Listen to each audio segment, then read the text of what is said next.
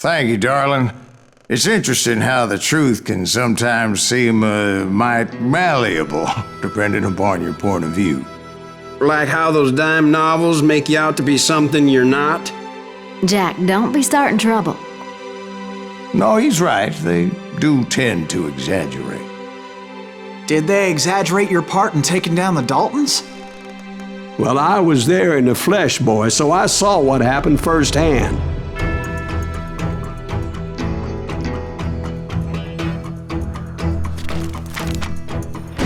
Those Daltons were lawmen once, before they all went bad, robbing banks and trains clear across the territory.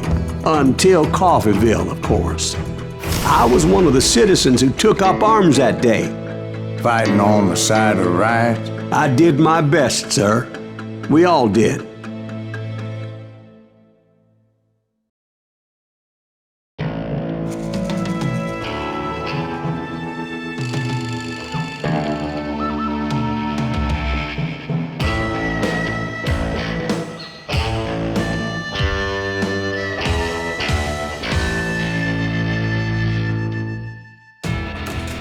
It was early morning.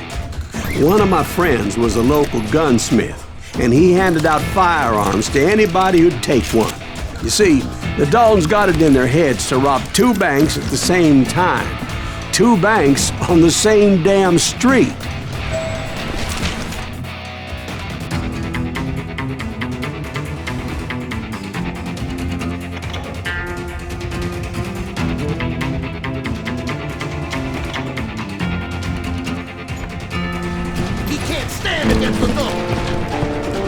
The story was Bob Dalton's girl was always writing him about how he had no ambition. Oh, you're nobody next to Jesse James, she'd say. Finally, the bastard took his brothers to Coffeeville just to shut her up. Well, the locals recognized the Daltons right off.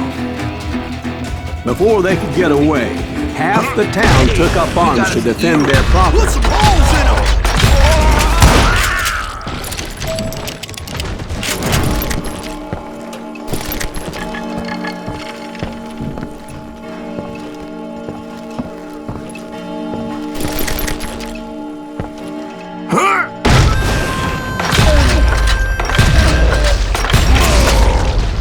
The brothers paid dearly for their stupidity, but everybody knows they had it coming. There's more to it than that. I read all about that day, so I know for a fact that it went down very differently. First of all, it was high noon. A posse of U.S. deputy marshals were on the rooftop across the street. Get ready, boys. They're gonna make a move. The lawmen had been tracking the Daltons for months. Now they finally had them dead to rights. Among them was a bounty hunter feared by many a lawbreaker. The marshals tried to get the Daltons to surrender. They'll give up eventually. We just gotta wait till something reaches out. This bounty hunter knew that the brothers were far too proud to ever lay down their guns. He went in there alone to confront those criminals. One of the marshals shouted, "Where are you going? Are you crazy?" Hey, where do you think you're going, dumbass? That rifle's mine. But he paid him no mind. He saw a way to get around to the back of the bank.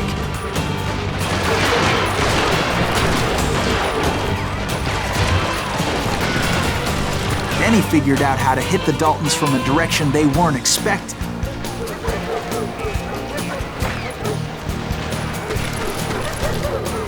From above. Fortunately, a water tower was right there. A moment later, he was climbing up a steep ladder, laughing at danger as he did.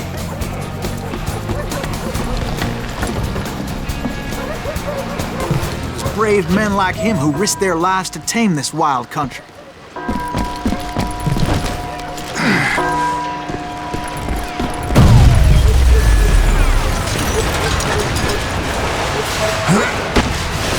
We've got company!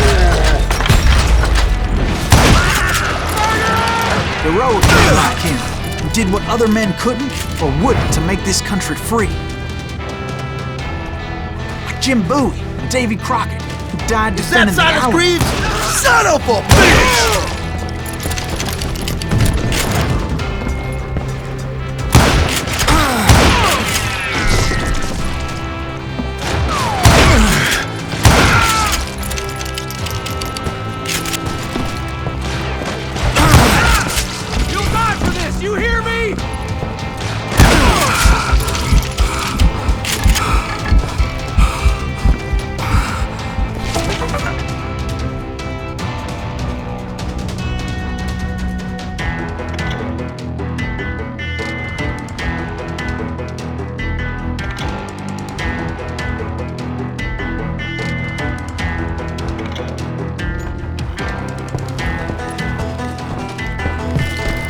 Over there!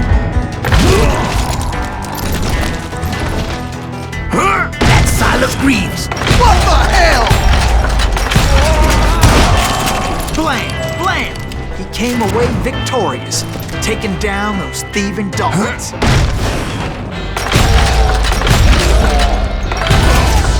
His name? Silas Greaves. And when the dust finally settled, he was the last man standing. Sorry, kid, but that just wasn't the way it happened.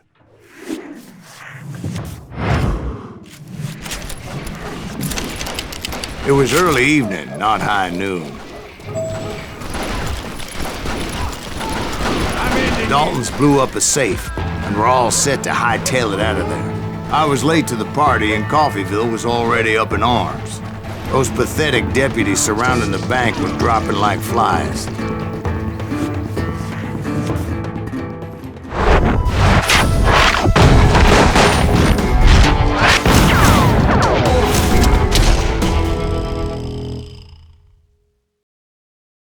I had been tracking those jokers for months, waiting for them to do something reckless.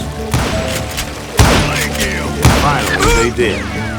Those stupid bastards decided to rob 2 banks at the same time in the same town where everybody knew them. But they still had friends in Coffeyville. There's it coming!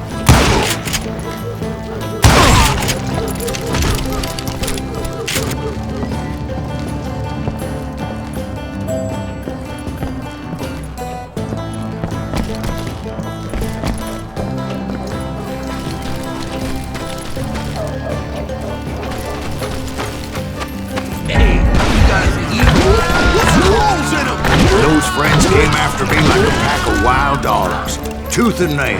They were coming at me from all directions. I caught sight of the Daltons running with the money and didn't want to lose them. Problem was, they knew the town better than I did. To top it off, I found myself in the middle of another shootout entirely. Or did the Daltons hole up in somebody's house? No, it was the Smiths, I believe. They were cousins of the Daltons. And they were shooting at the Browns, who were shooting at the Daltons. Which wasn't any surprise, as those 2 families have been feuding forever. And since the Joneses are related to the Browns, they shot at the Smiths, pissing off the Heimhoffers, whose daughter recently married a Smith. Well, bullets were flying every which way as all the old feuds in Kansas caught fire all at once.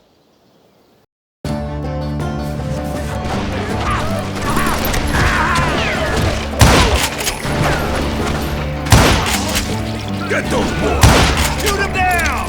They ain't getting away with...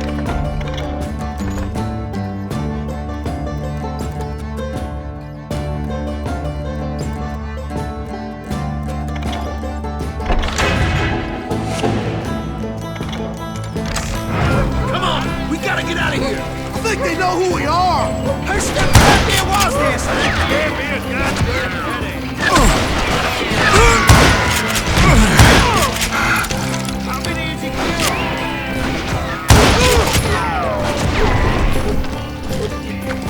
There was a hell of a lot of pissed off people in Coffeyville that day. But that's just the way life is sometimes.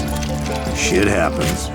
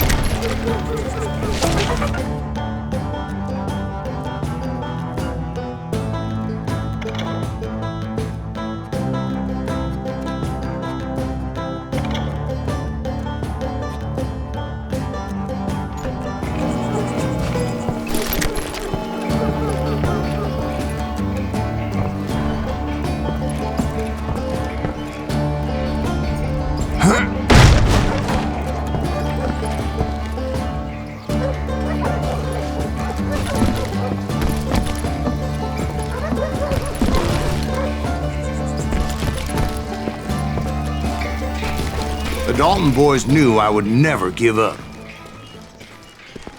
Those Daltons weren't the sharpest knives in the drawer, but they always stood together.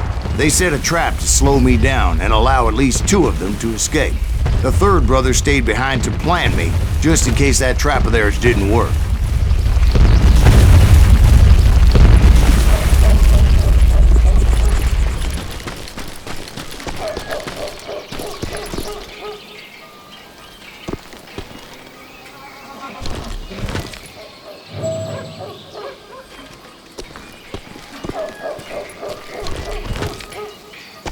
It was Emmett, the youngest, and he decided to stand his ground and face me down.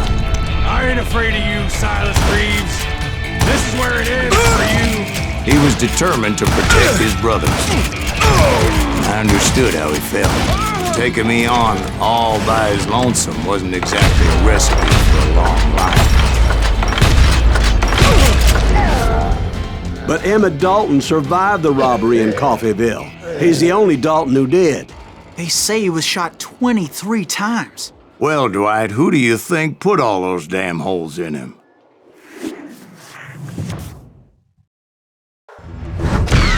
But I have to admit, that boy had grit.